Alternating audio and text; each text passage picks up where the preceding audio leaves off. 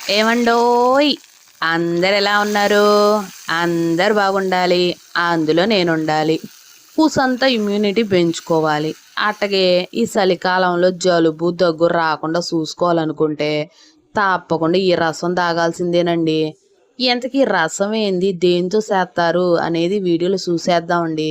చూసే ముందు చిన్న రిక్వెస్ట్ అండి. కొత్త ఛానల్ కదండి! కూసంత సబ్స్క్రైబ్ చేసుకోండి. ఏట్లేదండి.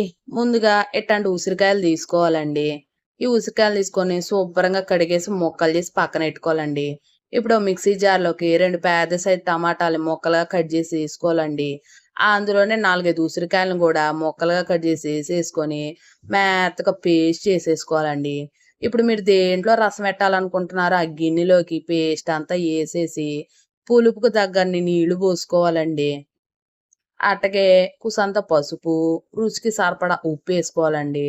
ఇప్పుడు మసాలా కోసం ఓ స్పూన్ ధనియాలు, ఓ స్పూన్ జీలకర్ర, ఓ స్పూన్ మిరియాలు, చిన్న అల్లం ముక్క, అట్టకే చిన్న స్పూను కందిపప్పు, 4, 5 ఎల్లుల్లి, కొంచెం పచ్చి కొబ్బరి ముక్కలు, అట్టగే కారానికి సరిపడా ఎండుమిర్చి ఏసేసుకొని ముందుగా ధనియాలు, జీలకర్ర, కందిపప్పు, మిరియాలన్నీ ఏసేసుకొని మెత్తగా దంచేసుకోవాలండి.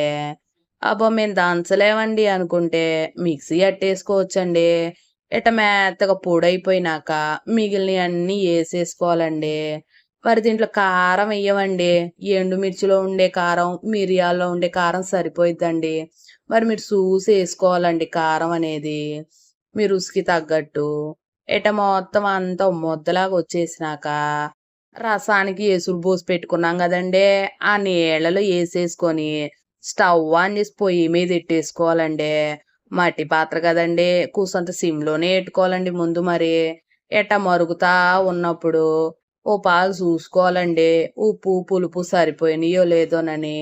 అన్నీ ఓ పాలు సరిపోయినాక, ఇందులోకిప్పుడు ఓ గుప్పెడు కొత్తిమీరేసేసుకుందామండి.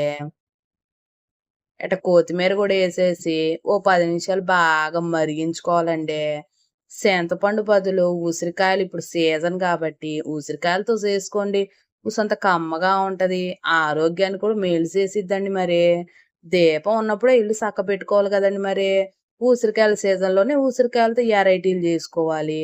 ఎట్టగే ఓ 5 నిమిషాలు మరిగిచ్చేసుకోండి. మన రసం రెడీ అయిపోతాయండి. చూసారా తెరులుతున్నాయో? ఇప్పుడు ఈటిని పక్కనెట్టేసుకొని పోపు బెట్టేసుకుందామండి.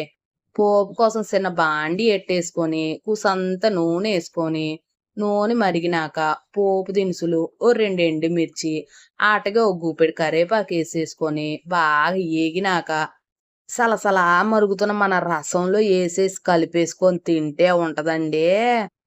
చెప్పక్కర్లేదండి. రసం రుచి తెలిసినోళ్ళకి అర్థమైపోయిద్దండి ఈ పాటికి. అంతేనండి. ఓ పాలు కలిపేసుకుంటే మన ఉసిరికాయతో రసం రెడీ అయిపోయినట్టేనండి. మరి వర్షాకాలంలో ఓ పాలు ట్రై చేసేయండి. ఎప్పుడు చింతపండుతోనేనా? ఓసారి ఇట్ట కూడా ట్రై చేసి ఎట్టొచ్చిందో కామెంట్‌లో చెప్పేయండి.